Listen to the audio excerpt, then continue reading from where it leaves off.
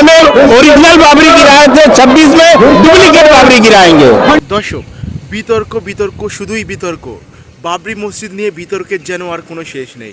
Supreme কোর্টের order ছিল ভারতবর্ষের কোনো স্থানে বাবরি মসজিদ নির্মাণ করা যাবে না। সেই সত্ত্বেও হুমায়ুন কবির মুর্শিদাবাদের বেলডাঙায় বাবরি মসজিদের শিলান্যাস করে দিলেন। এই লজ্জা বাংলার লজ্জা নয়, পুরো গোটা ভারতবর্ষের লজ্জা। এই নিয়েই তীব্র আক্রমণ শোনালেন পশ্চিমবঙ্গের বিজেপির রাজ্য সভাপতি শ্রমিক ঘোষ। দেখুন সেই ভিডিও। वंदे मातरम की उस पवित्र भूमि का ऊपर आज बाबरी मस्जिद बन रहे हैं। सुप्रीम कोर्ट का वर्डिक्ट के बाद वो बाबरी मस्जिद बन रहे हैं। ये पूरा भारत के सामने एक चैलेंज है। पूरा भारत की आम जनता इसका खिलाफ है। আমরা দেখলাম পশ্চিমবঙ্গের মাটিতে গতকাল মুর্শিদাবাদ জেলায় হুমায়ুন কবির সেই বিতর্কিত বাবরি মসজিদ ভিত্তি স্থাপন করলো। এই নাকি সাধু সন্তদের মনে কোনো রকম সংশয় আছে? দেখো, যে যার ধর্ম সে তার পালন করে।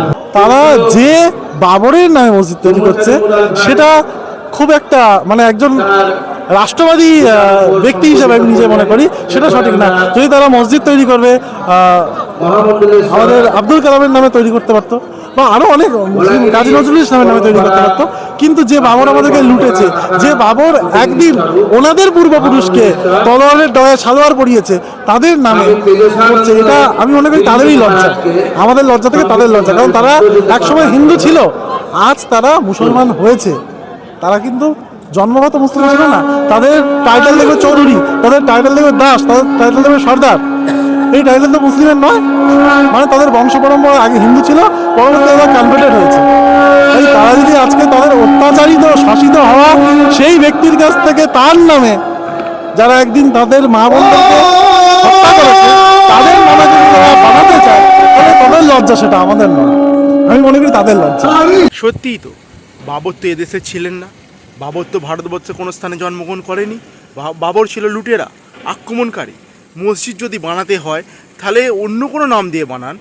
আপনাদের কি মনে হয় বাবরের নামে মসজিদ বানানো উচিত?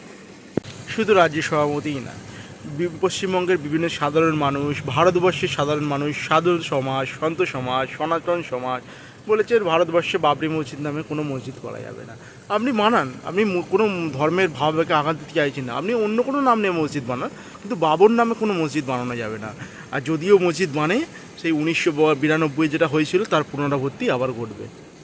अरे 92 भी शहीद हुए थे, 26 में भी शहीद होंगे, लेकिन बाबरी बनने नहीं देंगे। इसे निष्कासित करने का क्या कारण है? ये दोहरी नीति है मुख्यमंत्री, दोहरी नीति। पार्टी से निकाल दिया, पुलिस प्रोटेक्शन भी दिया है। पार्टी से निकाल दिया, पुलिस को वहाँ रक्षा करने के लिए भी दिया हुआ। पार्टी से निकालने के बाद तो रुकवा देना चाहिए था ना, पुलिस को हटा देना चाहिए था। हिंदू समझ लेते हैं ये मुख्यमंत्री का दोहरा चरित्र है। ये वही विधायक फिर बयान दिए कि जो रोकने आएगा उसका गर्दन काट के।